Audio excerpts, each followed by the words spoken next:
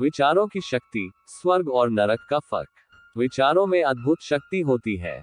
यह इंसान की जिंदगी को ऊंचाई पर भी ले जा सकती है और नीचे भी गिरा सकती है। अगर हमारे विचार सही हो तो घर स्वर्ग बन सकता है। एक छोटी सी कहानी से इसे समझते हैं।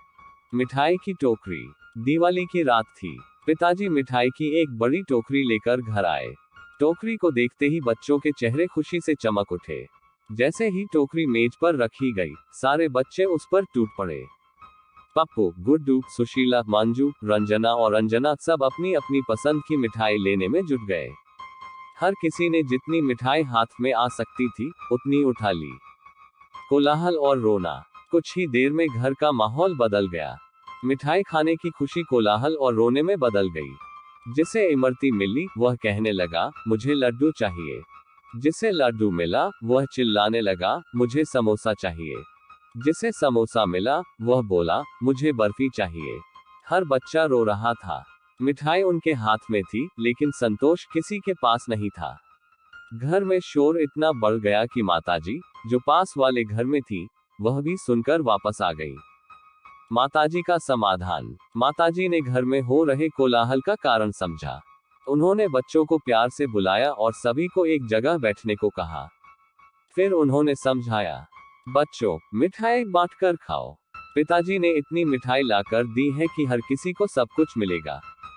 सब मिठाई वापस टोकरी में रख दो। बच्चों ने माँ की बात मानी। सभी ने मिठाई वापस टोकरी में रख दी। अब माताजी ने टोकरी को फिर से बच्चों के सामने रखा और कहा, एक दूसरे को खिलाकर खाओ। पहले दूसरों के बारे में सोचो। प्रेम का माहौल। अब माहौल पूरी तरह बदल चुका था। सुशीला ने पप्पू से कहा, भैया, ये इमरती तुम खा लो। पप्पू ने जवाब दिया, नहीं दीदी, पहले तुम खाओ। गुड्डू ने रंजना से कहा, तुम पहले खाओ। रंजना ने अंजना से कहा, नहीं, पहले तुम खाओ। अब बच्चों के बीच मिठाई खाने के लिए झगड़ा नहीं, बल्कि एक दूसरे को खिलाने का प्रेम था। घर में शोरगुल की जगह हंसी खुशी की आवाजें गूंजने लगी। विचारों का असर। घर वही था, छत, दीवारें, मिठाई और बच्चे, सब कुछ वही था। लेकिन थोड़ी देर पहले जो घर नरक जैसा लग रहा था, वह अब स्वर्ग बन चुका था। ये सब कैसे हुआ? विचारों की शक्ति से। माताजी ने सिर्फ बच्चों के विचार बदले। उन्होंने उन्हें ये सिखाया कि दूसरों के बारे में सोचने से, दूसरों को खुश करने से खुद की खुशी बढ़ जाती है।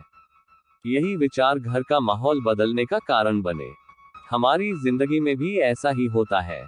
हमारे विचार हमारे माहौल को अच्छा या खराब बना सकते हैं।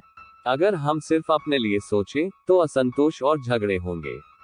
लेकिन अगर हम दूसरों के बारे में सोचें, तो हर जगह प्रेम और शांति होगी। तो अगली बार जब आप किसी परेशानी में हो, तो अपने विचारों पर ध्यान दें। उन्हें सकारात्मक बनाएं। याद रखें, विचारों की शक्ति से हम अपना जीवन और दूसरों का जीवन बेहतर बना सकते हैं। विचार बदलो, जीवन बदलो।